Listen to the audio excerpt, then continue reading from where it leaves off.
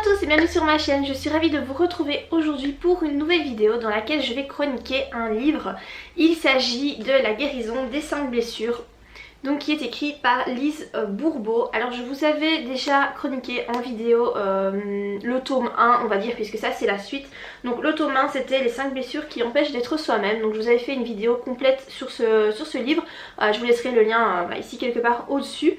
Et donc ça c'est la suite. Dans en fait ce tome-ci, l'auteur nous parle des 5 blessures principales que l'on a tous en nous et qui voilà, nous empêchent d'être nous-mêmes, c'est-à-dire que nous portons des masques pour essayer de ne pas souffrir, de ne pas réactiver ces blessures qui peuvent être activées quotidiennement, voilà, par les réactions des gens, de nos proches, etc. Donc ce qui fait qu'on n'est jamais vraiment nous-mêmes à cause de ces blessures que l'on porte en nous et qui sont en fait créées dans l'enfance par, en général par nos parents. Donc elle explique quelles sont ces blessures, comment est-ce qu'on reconnaît qu'on les a en nous. Et voilà, qu'est-ce qui fait qu'on a ces blessures, par quoi ça se traduit. Donc c'est un livre très parlant qui m'a beaucoup aidée et qui m'a vraiment fait prendre conscience des blessures que je pouvais avoir, mais également chez les autres, puisque quand on lit ce bouquin, on se rend compte qu'en fait certaines personnes que l'on connaît ont des réactions qui sont complètement en corrélation avec des blessures qui sont décrites. Ce qui fait que je trouve qu'on devient un petit peu plus tolérant et bienveillant envers ces gens parce que ça nous fait comprendre pourquoi ces gens-là réagissent comme ils réagissent. Et donc dans ce livre, en fait, le dernier chapitre explique comment on peut faire pour guérir de ces blessures. Parce que c'est très bien de les reconnaître, mais le mieux c'est de pouvoir guérir de ça et de ne plus garder ces blessures en nous. Moi je trouvais que ce dernier chapitre était beaucoup trop pauvre. Je trouvais que voilà, les petites clés qu'elle donnait pour guérir n'étaient pas assez parlantes. Moi en tout cas ça m'a pas suffisamment aidée, et en regardant les commentaires sur internet j'ai découvert qu'en fait c'était le cas de énormément de personnes. Et en fait suite à ces commentaires, l'auteur a décidé d'écrire en fait du coup le tome 2, celui-ci, La guérison des 5 blessures, puisque visiblement c'était voilà, c'était un commentaire assez général. Les gens trouvaient que ce dernier chapitre n'était pas assez parlant et qu'il fallait écrire un livre vraiment pour expliquer comment guérir de ces 5 blessures, ce que l'auteur donc a fait ici. Alors évidemment c'est un livre qui est vraiment hyper complet, il y a je sais pas combien de pages, il y en a 263, donc vraiment c'est un livre extrêmement complet où elle aborde différents aspects de la guérison. Mais déjà la chose la plus importante je pense à dire, c'est qu'on ne guérit jamais de ces blessures. Ce n'est pas possible, ce sont des blessures que l'on a dans l'enfance, qui sont créées, que l'on a tous, et on ne peut pas les guérir. Elles sont là et voilà, elles seront là jusqu'à notre mort. Par contre ce qu'il est possible de faire, et c'est ça qu'elle explique dans son livre, c'est de faire en sorte de les reconnaître et de vivre avec, et surtout d'empêcher la réactivation continuelle et donc le fait de porter des masques qui font en sorte qu'on n'est pas nous-mêmes lorsque ces blessures sont réactivées.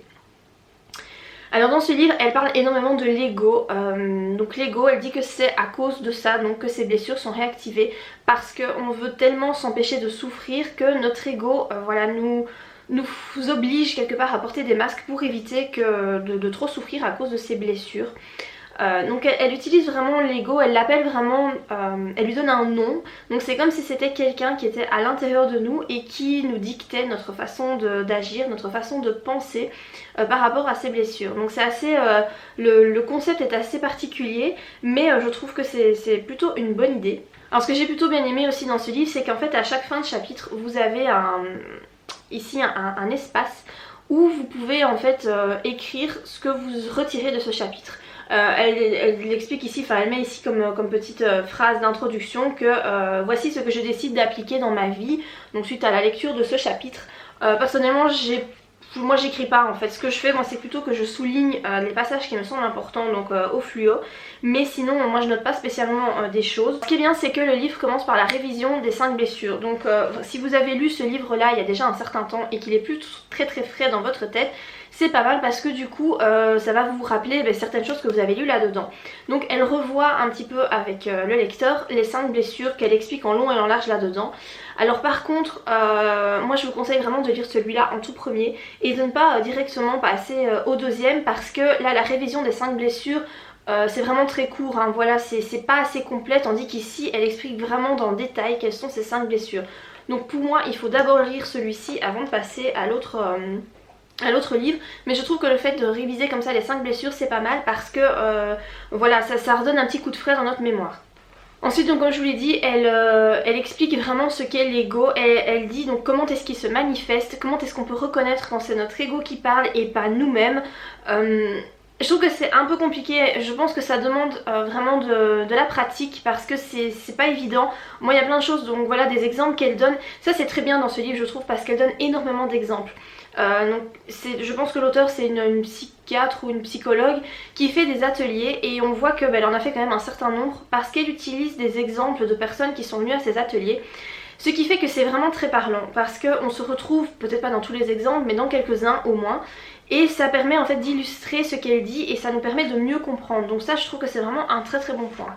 Elle explique ensuite comment faire pour donc gérer cet ego et donc elle dit qu'il faut dialoguer avec son ego. Quand on reconnaît que l'ego se manifeste et que c'est lui qui nous inspire certaines pensées, il faut lui parler et lui dire, enfin voilà, elle donne des exemples de ce qu'il faut lui dire pour qu'il disparaisse et pour qu'on soit vraiment nous-mêmes et que ce ne soit plus cet ego qui parle à travers nous. Ensuite elle va de nouveau passer au détail, enfin elle va détailler chacune des blessures mais en donnant des exemples et en montrant comment l'ego se manifeste lorsqu'une de ces blessures est activée. Donc ça c'est très bien parce que elle donne pas mal d'exemples encore une fois et donc qui nous permet de se dire ah oui mais en fait quand j'ai cette réaction là c'est parce que j'ai cette blessure là qui est activée et voilà comment je peux faire pour qu'elle ne soit plus activée. Donc elle dit comment faire pour discuter avec son ego et pour faire en sorte que voilà, cette souffrance que l'on ressent qui est liée à cette blessure disparaisse. À la fin du livre, l'auteur nous explique aussi comment faire pour guérir et qu'est-ce qui va se passer lorsque on aura réussi à gérer ses blessures et à ne plus porter de masque à cause de ces blessures.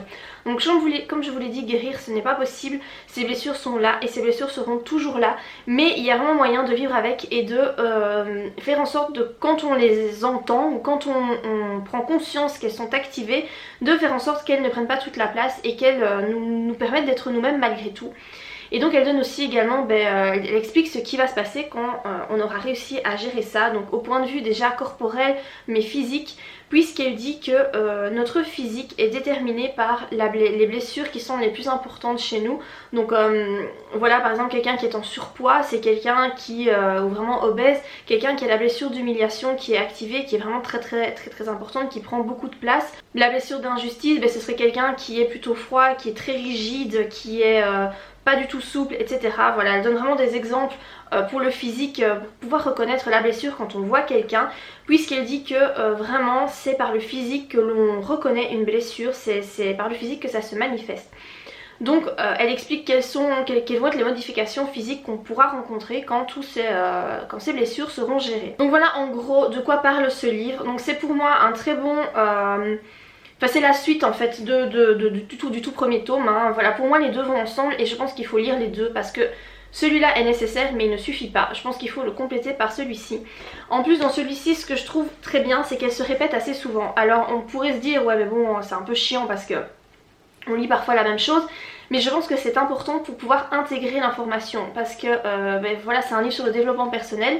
On apprend beaucoup de choses mais c'est pas toujours évident d'intégrer ça, tandis que vu qu'elle répète assez souvent les mêmes choses, ça permet je pense d'intégrer plus facilement l'information et voilà de prendre conscience de certaines choses.